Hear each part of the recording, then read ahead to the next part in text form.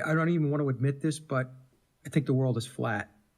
And I remember having a reluctance to talk to people about it because it was a paradigm that had to be broken, that I knew it was just going to be loaded up with ridicule. I knew it. And in fact... Who was the first person? Do you remember the first person you tested it on? Well, there was one person in my family that initially that we had a discussion over it, and they entertained it a little bit in the beginning, and then quickly after that, they wanted no part of it. And so that caused a lot of friction, unfortunately. But so that was the first person that I had a discussion with. But the first person that I had a real discussion about that was open was my partner, Rebecca. And I remember that I had put in the queue to watch on TV. I use Plex, which is I can queue up YouTube videos and watch them on my television. And I said, hey, I've got some videos that I think you might be interested in. And she goes, oh, what are they about? So I said, well, it's about the flat earth. And she just stopped. I'll never forget this, Jamie. She looked at me and she said, Mike, now you've gone too far. So, right. But she did it in a nice way. She had been supportive all the way before that, right? She's been totally supportive of your work. Yeah, she was very supportive, but the look on her face was very perplexed. I remember that. But look, to her credit, she said, okay, let's watch them. And so we did. And when we did that and afterwards, we started queuing up more and more flat earth material. And now she's completely on board. So it was one of those things where she had an open mind. She was like, okay, look, all right, this doesn't make sense to me. This cuts across the grain. This is not what we were taught. It seems ridiculous, but you know what? I'm going to go with it. Let me see what this is about. And like I said, I have to full credit to her, to Rebecca, for doing that, because there's so many people that won't do it. They won't even touch it. They won't go there. They'd rather throw rocks and ridicule and make fun of the people that are bringing this information forward. Look, I tell people all the time, whether you believe it or not, it's mind-provoking.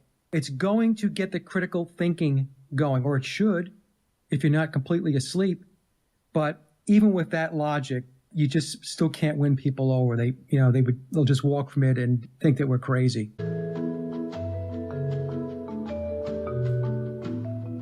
A group of scientists placed 5 monkeys in a cage and in the middle a ladder with bananas on top. Every time a monkey went up the ladder, the scientists soaked the rest of the monkeys with cold water. After a while, every time a monkey went up the ladder, the others beat up the one on the ladder. After some time, no monkey dared go up the ladder, regardless of the temptation. Scientists then decided to substitute one of the monkeys. The first thing this new monkey did was go up the ladder. Immediately, the other monkeys beat him up. After several beatings, the new member learned not to climb the ladder, even though he never knew why. A second monkey was substituted, and the same occurred. The first monkey participated on the beating for the second monkey. The replacements repeated until what was left was a group of 5 monkeys that, even though never received a cold shower, continued to beat up any monkey who attempted to climb the ladder. If you asked the new group of monkeys why the beatings took place, the answer would probably be, well, I don't know. That's just how things are done around here. The Sumerians, the Nordics, the Vikings, the Aztecs, the Cherokees, the Mayans, the Toltecs, they all had flat earth cosmology. And right. We're never taught one day of this in school. Nobody knows anything. Here, the Egyptian cosmology.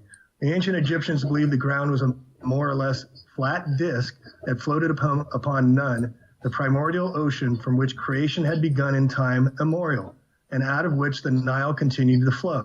The sky was a solid, dome-shaped thing and was often said to be the belly of a goddess, typically Nut or Hathor, whose body arched over the earth with her feet on one horizon and her hands on the other. Her midsection was held aloft in the air by God's Shu.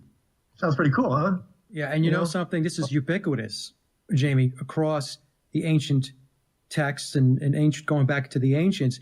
And modern mainstream education wants you to believe that all of these ancient civilizations were just hunters and gatherers, and they were clicking rocks together to start a fire, just so that you can just discard any of the stuff that, if anybody does do research, you just discard it as it's completely in the realm of what they refer to as mythology.